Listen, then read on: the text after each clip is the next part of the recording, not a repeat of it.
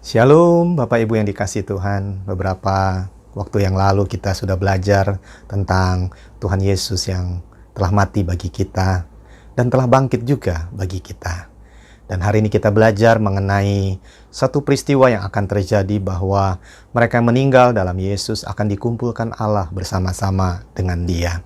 Bapak Ibu yang terkasih, dalam beberapa minggu ke depan ini kita akan belajar tentang akhir zaman. Saya berdoa Bapak Ibu bisa mengikutinya dengan baik, dan biarlah pelajaran ini membuat nama Tuhan dipermuliakan. Mari kita akan belajar tentang siapakah Antikristus dan pengangkatan gereja. 1 Tesalonika pasal yang ke-4 ayat 13 sampai dengan ayat yang ke-18.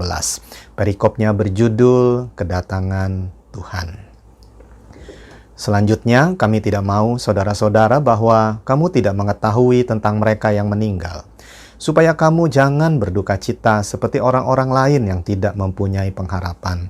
Karena jikalau kita percaya bahwa Yesus telah mati dan telah bangkit, maka kita percaya juga bahwa mereka yang telah meninggal dalam Yesus akan dikumpulkan Allah bersama-sama dengan Dia. Ini kami katakan kepadamu dengan firman Tuhan. Kita yang hidup, yang masih tinggal sampai kedatangan Tuhan, sekali-kali tidak akan mendahului mereka yang telah meninggal. Sebab pada waktu tanda diberi, yaitu pada waktu penghulu malaikat berseru dan sangkakala Allah berbunyi, maka Tuhan sendiri akan turun dari sorga, dan mereka yang mati dalam Kristus akan lebih dahulu bangkit. Perhatikan ayat 17 Bapak Ibu yang terkasih. Sesudah itu kita yang hidup, yang masih tinggal akan diangkat bersama-sama dengan mereka dalam awan menyongsong Tuhan di angkasa. Demikianlah kita akan selama-lamanya bersama-sama dengan Tuhan. Karena itu, hiburkanlah seorang akan yang lain dengan perkataan-perkataan ini. Bapak Ibu yang terkasih, berita firman Tuhan tentang akhir zaman adalah berita penghiburan bagi kita semua, bukan berita yang menakutkan. Bapak Ibu yang terkasih, minimal sampai hari ini ada 4 pandangan tentang pengangkatan gereja. Ada 4 versi Bapak Ibu. Versi yang pertama adalah mereka percaya bahwa gereja atau umat Tuhan akan diangkat sebelum masa aniaya dimulai. Versi yang kedua, mereka percaya bahwa gereja atau umat Tuhan akan diangkat di tengah-tengah masa aniaya. Dan versi yang ketiga, percaya bahwa gereja akan mengalami pengangkatan setelah masa aniaya. Yang keempat adalah tidak ada pengangkatan. Mungkin ada yang bertanya, kalau gitu kita menganut paham yang mana, versi yang mana? Saya sendiri menganut paham atau versi yang pertama, yaitu kita akan diangkat sebelum masa aniaya dimulai. Mari saya tunjukkan ayatnya Bapak Ibu. 1 Tesalonika pasal 5 ayat yang ke-9. Karena Allah tidak menetapkan kita untuk ditimpa murka, tetapi untuk beroleh keselamatan oleh Yesus Kristus Tuhan kita. Jelas sekali masa aniaya adalah masa murka, dan Tuhan tidak menetapkan kita untuk ditimpa murka, tetapi untuk beroleh keselamatan oleh Yesus Kristus Tuhan kita. Bapak Ibu, mari perhatikan gambar pengangkatan berikut ini.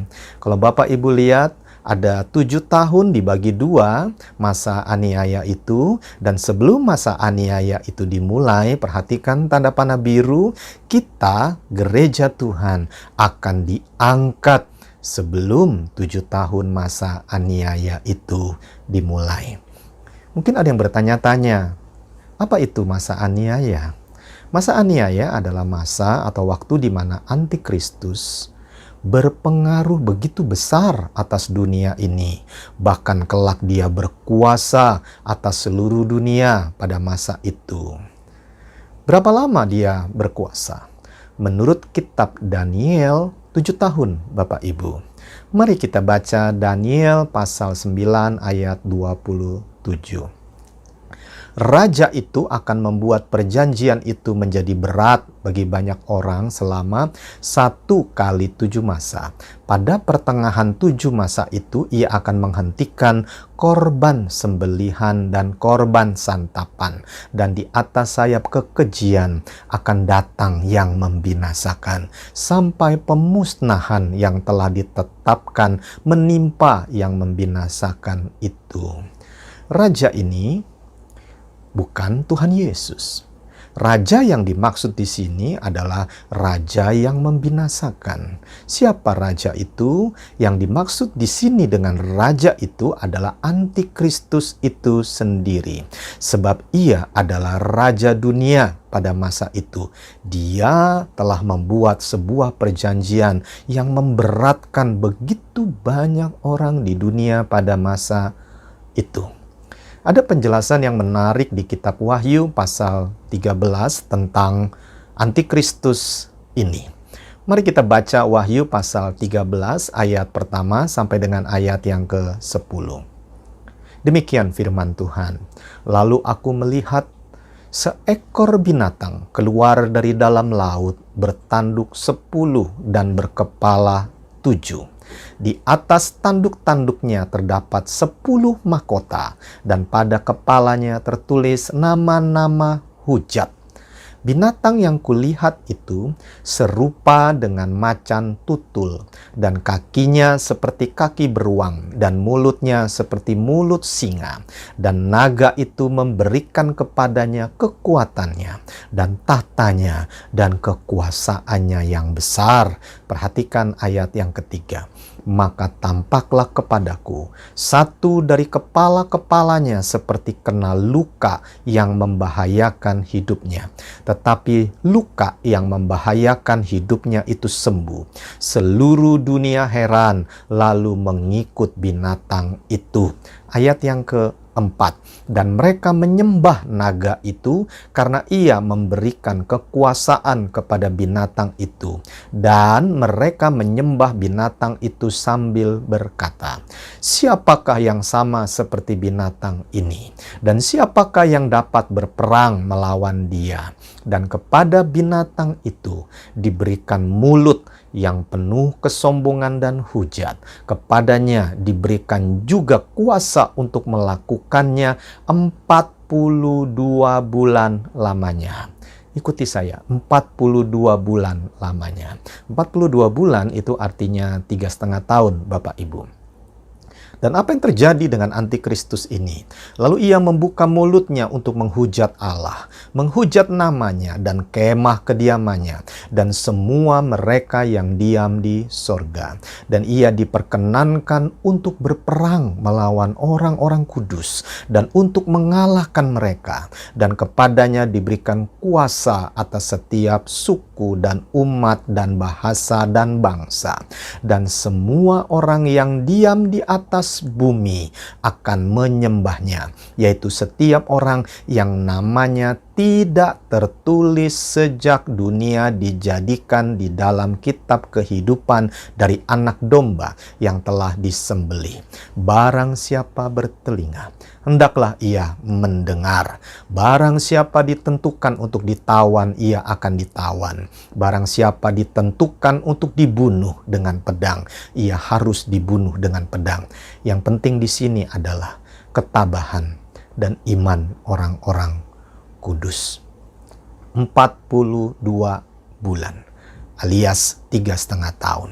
Apa yang terjadi dalam masa 42 bulan itu? Bapak Ibu, mari perhatikan gambar berikut ini ya. Kalau Bapak Ibu lihat, ini adalah 7 tahun masa aniaya, masa pemerintahan antikristus dibagi 2, yaitu 3,5 tahun pertama disebut permulaan penderitaan, dan 3,5 tahun berikutnya disebut sengsara besar. Kenapa 3,5 tahun terakhir disebut sengsara besar? Sebab ada sesuatu yang sangat ngeri sekali. Kesengsaraan besar atas seluruh dunia pada masa itu. Mari kita baca firman Tuhannya. Matius 24 ayat 21. Sebab pada masa itu akan terjadi siksaan yang dahsyat, seperti yang belum pernah terjadi sejak awal dunia sampai sekarang, dan tidak akan terjadi lagi. Ada siksaan yang begitu ngeri, Bapak Ibu. Siksaan yang begitu dahsyat di 3,5 tahun terakhir pemerintahan antikristus itu. Dan juga akan diterapkan lambang 666 3 kali pada seluruh umat manusia di masa itu. Kita tidak bahas sekarang, tapi kita akan dengar penjelasannya di khotbah berikut lain waktu. Berikutnya juga apa yang terjadi dalam 42 bulan itu. Antikristus dia akan berkuasa atas seluruh dunia. Dan yang ngerinya adalah dia minta disembah sebagai Tuhan. Mari kita baca firman Tuhannya. Matius 24 ayat yang ke-15. Demikian firman Tuhan. Jadi, apabila kamu melihat pembinasa keji, maksudnya antikristus itu, berdiri di tempat kudus, menurut firman yang disampaikan oleh Nabi Daniel, para pembaca hendaklah memperhatikannya. Bapak Ibu yang baca, perhatikan baik-baik ya. Di manakah tempat kudus itu? Di mana nanti antikristus itu dia berdiri? Di manakah tempat kudus itu? Gerejakah? Di mana, Bapak Ibu? Mari kita perhatikan penjelasan di ayat yang berikutnya. 2 Tesalonika pasal 2 ayat yang keempat. Di manakah antikristus itu berdiri? Begini firman Tuhan. Yaitu lawan yang meninggikan diri di atas segala yang disebut atau yang disembah sebagai Allah. Bahkan ia duduk di bait Allah dan mau menyatakan diri sebagai Allah. Ternyata tempat yang dimaksud tempat kudus itu bukan gereja pada zaman itu, tetapi adalah bait Allah. Bapak Ibu yang terkasih, di manakah letak bait Allah itu? Bukan di Jakarta, bukan di Indonesia, tapi di mana Bapak Ibu? Di Israel, lebih tepatnya di Yerusalem. Dan yang luar biasa, apakah bait Allah itu sekarang sudah ada? Jawabannya adalah belum ada, tetapi nanti akan dibangun segera di zaman antikristus. Apakah Bapak Ibu mau melihat nanti bagaimana bentuk bait Allah itu? Saya tidak. Sebab saya percaya sebelum bait Allah itu dibangun, kita sudah diangkat. Yang mau diangkat sebelum bait Allah itu dibangun, sama-sama katakan amin. Bapak Ibu yang terkasih, cerita mengenai bait Allah di Yerusalem bermula dari cerita mengenai tabernakel yang ada di zaman Musa. Dan berikutnya dijadikan permanen, yaitu di zaman Raja Salomo. Dialah yang pertama kali membangun bait Allah itu. Tetapi bait Allah yang pertama yang dibangun di zaman Raja Salomo itu sudah tidak ada lagi. Lalu dibangun oleh Raja Herodes yang disebut bait Allah yang kedua. Bait Allah yang kedua pun sudah tinggal sisa reruntuhannya saja. Dan sebagian reruntuhannya itu sekarang kita kenal dengan bahasa Indonesia tembok ratapan, atau bahasa resmi yang di sana Western Wall. Tembok ratapan ini ada di Yerusalem. Kalau Bapak Ibu nanti ke Yerusalem, pasti Bapak Ibu tidak akan melewati yang namanya tembok ratapan itu. Waktu Bapak Ibu nanti ke sana, Bapak Ibu akan melihat ada begitu banyak orang berdoa, bahkan ada yang menangis meratap di sana. Kenapa umat Israel menangis meratap di sisa-sisa tembok dari bait Allah yang kedua itu? Sebab mereka meratap untuk kembalinya, dibangunnya bait Allah mereka yang akan disebut bait Allah yang ketiga. Menarik sekali. Menarik sekali. Kenapa mereka meratap? Kenapa mereka mau membangun bait Allah? Apa mereka nggak ada tempat ibadah? Bapak Ibu perhatikan, dengarkan ini. Mereka punya tempat ibadah yang dikenal atau disebut dengan sinagog. Sinagog ini adalah ruangan-ruangan khusus yang dibangun oleh orang-orang Israel untuk sembahyang, untuk berdoa, untuk melakukan hal-hal yang mereka sebut pembacaan Taurat. Itu ada di sana, Bapak Ibu yang terkasih. Tetapi ada satu hal yang menarik. Sinagog memang tempat untuk berdoa, sinagog memang tempat untuk mempelajari, untuk belajar firman Tuhan. Tetapi ada satu hal yang tidak bisa dilakukan di sinagog. Apa itu? Korban penghapus dosa. Korban sembelihan, korban bakaran tidak bisa dilakukan di sinagog. Itu hanya bisa dilakukan di bait Allah. Apa fungsi korban penghapus dosa? Korban penghapus dosa itu bukan cuma korban untuk menghapus dosa satu orang, tapi menghapus dosa satu bangsa. Nah, jadi sekarang kita mulai menangkap cerita ini. Selama bait Allah belum ada, tidak ada korban penghapus dosa bagi orang-orang Israel. Artinya dosa-dosa mereka tidak atau belum diampuni. Mereka menantikan bait Allah itu jadi. Sebab itu penting bagi pengampunan dosa mereka, bagi pengampunan dosa satu bangsa Israel. Jadi pasti mereka mau ke sorga. Supaya dosa-dosa diampuni, bait Allah itu harus jadi, karena di situ akan dilakukan korban penghapus dosa. Mungkin ada yang berkata, apakah ada ayatnya, Pak? Ada. Mari kita baca Imamat 16 ayat yang ke-15. Begini firman Tuhan. Inilah salah satu ritual yang dilakukan di bait Allah, Bapak Ibu ya. Lalu ia harus menyembeli domba jantan yang akan menjadi korban penghapus dosa bagi bangsa itu, dan membawa darahnya masuk ke belakang tabir. Kemudian haruslah diperbuatnya dengan darah itu seperti yang diperbuatnya dengan darah lembu jantan, yakni ia harus memercikkannya ke atas tutup pendamaian dan ke depan tutup pendamaian itu. Bapak Ibu, Yesus Kristus adalah anak domba Allah yang darahnya sudah tercurah menghapus dosa kita sehingga kita damai dengan Tuhan di sorga.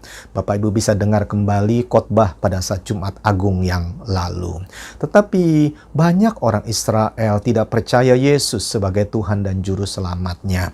Itulah sebabnya mereka masih menantikan ritual korban penghapus dosa bagi mereka, dan itu harus dilakukan di bait Allah. Mereka sangat antusias untuk pembangunan bait Allah yang ketiga itu. Kapan bait Allah yang ketiga itu dibangun? Seperti di awal saya jelaskan, saya mau ingatkan, itu akan dibangun waktu zaman Antikristus, dan kita tidak akan melihat bait Allah yang ketiga itu. Kenapa? Karena kita sudah diangkat sebelum bait Allah yang ketiga itu terjadi. Yang rindu untuk diangkat kelak sama-sama katakan amin. Kapan pengangkatan itu terjadi? Matius 24 ayat 36. Begini firman Tuhan. Tetapi tentang hari dan saat itu, tidak seorang pun yang tahu. Ingat baik Bapak Ibu. Pengangkatan itu hari dan saatnya tidak ada seorang pun yang tahu. Malaikat-malaikat di sorga tidak, dan anak pun tidak, hanya Bapa sendiri. Bapak Ibu, memang tidak ada orang yang tahu hari dan saat itu. Tetapi Tuhan berikan kode, tanda-tanda atau kisi-kisi hal-hal yang akan mendahului sebelum Tuhan Yesus datang menjemput gerejanya. Mari kita perhatikan ini Bapak Ibu. 1 Tesalonika 5 ayat yang ketiga. Inilah yang akan terjadi sebelum Tuhan Yesus datang. Ini kunci Bapak Ibu. Apabila mereka mengatakan, semuanya damai dan aman, maka tiba-tiba mereka ditimpa oleh kebinasaan. Seperti seorang perempuan yang hamil ditimpa oleh sakit bersalin, mereka pasti tidak akan luput.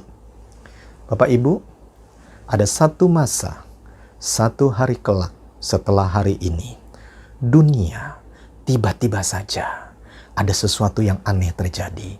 Dunia damai, dunia aman. Damai dan aman yang semu tentu saja. Tetapi itu adalah kode untuk gereja Tuhan tiba-tiba saja diangkat. Dan yang ditinggal, mereka akan ditimpa kebinasaan. Kenapa? Karena antikristus akan muncul, Bapak Ibu, sebagai penguasa tunggal atas seluruh dunia ini. Jadi Bapak Ibu, kalau masih dengar berita-berita perang, masih dengar dunia tidak aman, artinya Tuhan belum datang, belum akan datang.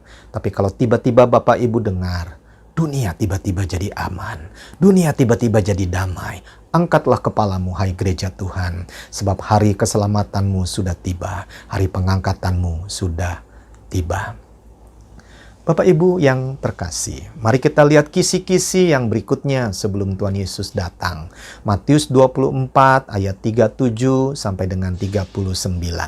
Begini firman Tuhan. Sebab sebagaimana halnya pada zaman Nuh, demikian pula halnya kelak pada kedatangan Anak Manusia. Matius 24:38. Sebab sebagaimana mereka pada zaman sebelum air bah itu makan dan minum, kawin dan mengawinkan, sampai kepada hari Nuh masuk ke dalam bahtera, dan mereka tidak tahu akan sesuatu sebelum air bah itu datang dan melenyapkan mereka semua. Demikian pula lah halnya kelak pada kedatangan Anak Manusia. Perhatikan di ayat 38, makan dan minum, kawin dan mengawinkan. Ada yang bertanya, apakah wabah corona ini Tuhan Yesus datang di tengah-tengah wabah ini? Saya kasih tahu, tidak Bapak Ibu. Sebab pada musim corona ini orang tidak kawin dan mengawinkan. Semua social distancing dan acara kawin mengawinkan bisa dibubarkan tiba-tiba Bapak Ibu. Bahkan bisa kena sanksi. Jadi Tuhan Yesus tidak akan datang di tengah-tengah wabah corona. Tetapi kalau setelah wabah corona ini, tiba-tiba dunia bersorak-sorai. Dunia bersuka cita, dunia jadi aman, dunia jadi damai. Berjaga-jagalah Bapak Ibu, angkatlah wajahmu, sebab hari keselamatanmu, hari penyelamatanmu sudah tiba. Mengerti, katakan amin. Bapak Ibu yang terkasih di dalam Yesus Kristus Tuhan, apakah setiap orang Kristen pasti diangkat? Nah, ini pertanyaan yang menarik Bapak Ibu. Ini pertanyaan yang menarik. Apakah setiap orang Kristen pasti diangkat? Mari kita baca 2 Petrus 3 ayat yang ke-10. Tetapi hari Tuhan akan tiba seperti pencuri. Pada hari itu langit akan lenyap dengan gemuruh yang dahsyat, dan unsur-unsur dunia akan hangus dalam nyala api, dan bumi dan segala yang ada di atasnya akan hilang lenyap. Bapak Ibu, bukan berarti Tuhan jadi pencuri, bukan. Ini hanya sebuah kata-kata kiasan, sebuah peribahasa, sebuah ilustrasi tentang pencuri. Mari perhatikan apa yang Tuhan ajarkan kepada saya tentang pencuri. Yang pertama, pencuri tidak pernah kasih tahu kapan dia datang. Tidak pernah ditemui pencuri telepon korbannya dan berkata, "Pak atau Bu, siap-siap ya, nanti jam 2 malam saya akan datang." Tidak pernah Bapak Ibu. Dia akan datang tiba-tiba. Dan pada saat pencuri datang, perhatikan, ia hanya akan ambil yang berharga saja. Bayangkan, kalau di rumah tersebut ada TV ukuran besar, lalu ada sapu ijuk. Mana yang dia ambil? Pasti dia akan ambil televisi ukuran besar. Kenapa? Karena televisi itu berharga, sapu ijuk bagi dia tidak berharga. Jadi pertanyaannya, apakah setiap orang Kristen diangkat? Pertanyaan yang boleh balik ditanyakan, apakah orang Kristen itu berharga di mata Tuhan? Saya berdoa di dalam nama Yesus Kristus Tuhan, kita semua yang dengar khotbah ini mengerti bahwa Tuhan bicara kepada kita, engkau mulia, engkau berharga dalam pandanganku. Jangan sia-siakan hidup ini, Bapak Ibu. Sebab hidupmu dan hidupku begitu berharga di mata Tuhan. Alkitab mengajarkan, Mazmur 24 ayat yang ketiga. Siapakah yang boleh naik ke atas gunung Tuhan? Siapakah yang boleh berdiri di tempatnya yang kudus? Orang yang bersih tangannya dan murni hatinya. Tangannya bersih, artinya perbuatannya bersih. Hatinya murni, Bapak Ibu. Yang tidak menyerahkan dirinya kepada penipuan dan yang tidak bersumpah palsu. Tuhan Yesuslah yang memurnikan kita. Tuhan Yesuslah yang menguduskan kita. Ingat khotbah Jumat Agung yang lalu itu. Tuhan Yesus berkata tentang orang yang sudah dimurnikan. Dialah, Mazmur 24 ayat 5, dialah yang akan menerima berkat dari Tuhan dan keadilan dari Allah yang menyelamatkan dia. Ayat yang ke-6, itulah angkatan orang-orang yang menanyakan dia, yang mencari wajah-Mu ya Allah Yakub. Hari ini Bapak Ibu yang dikasihi Tuhan, sudah waktunya. Di tengah-tengah wabah corona hiruk pikuk ini, kita nggak tahu apa yang terjadi setelah ini. Pasti orang akan bersuka cita. Tiba-tiba saja musuh bisa berdamai. Tiba-tiba saja perang berhenti. Saya tidak tahu apa yang terjadi. Tetapi setelah itu, Bapak Ibu, setelah itu, kita benar-benar harus berjaga-jaga. Kita harus benar-benar berjaga-jaga. Sudah waktunya kita berbalik dari segala kejahatan yang kita lakukan. Mari di hari-hari di mana Tuhan membuat kita banyak sabat di rumah kita, banyak berdiam diri, banyak duduk di rumah. Mari kita kembali mencari Tuhan, mencari wajah Tuhan, mencari belas kasihannya, mengoreksi kehidupan dan masa lalu kita. Dia yang mengasihi kita, Dia yang mengampuni kita. Mari kita berdamai dengan Tuhan. Akhir kata, saya mau bacakan firman Tuhan di Wahyu 22 ayat yang ke-20. Ia yang memberi kesaksian tentang semuanya ini berfirman, ya, aku datang segera. Amin. Datanglah Tuhan Yesus. Datanglah. Mari kita berdoa Bapak Ibu. Saya merasakan kehadiran Tuhan mengalir di antara kita. Doa, Bapak Ibu doa. Doa, doa. Roh Kudus, Roh Kudus, sadarkan kami ya Tuhan.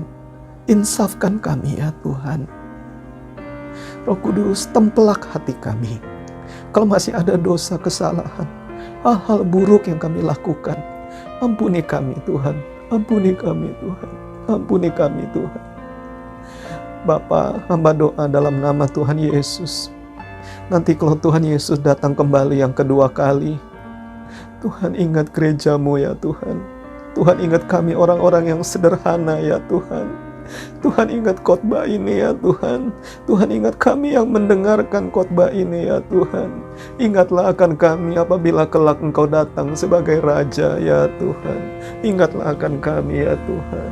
Betapa hati kami rindu untuk ada bersama-sama dengan Engkau. Kami tahu dunia ini cuma sementara. Rumah kami yang asli ada di sorga. Terima kasih ya Tuhan. Biarlah lewat firman Tuhan hari ini kembali ada jiwa-jiwa yang diselamatkan. Ada hati yang berbalik kembali kepada Tuhan.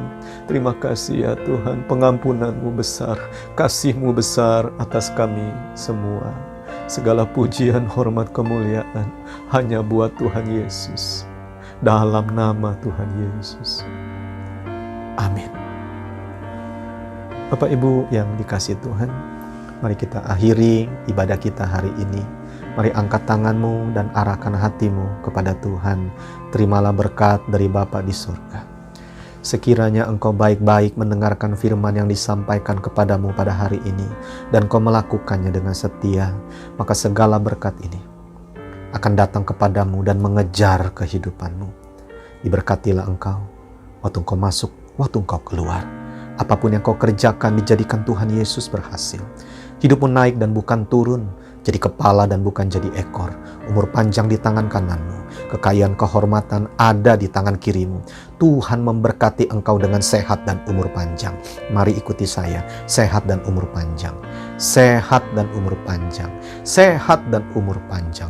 Kebajikan dan kemurahan akan mengikuti engkau seumur hidupmu. Sebab berkat Tuhan ada di atas kepalamu. Bahkan keturunanmu kelak disebut keturunan orang benar. Dan mereka akan perkasa di muka bumi ini. Bapak Ibu yang dikasihi Tuhan, Tuhan akan senantiasa bersama-sama dengan kita semua. Hari ini sampai selama-lamanya. Maranatha. Dalam nama Tuhan Yesus. Semua percaya dalam nama Tuhan Yesus sama-sama katakan amin.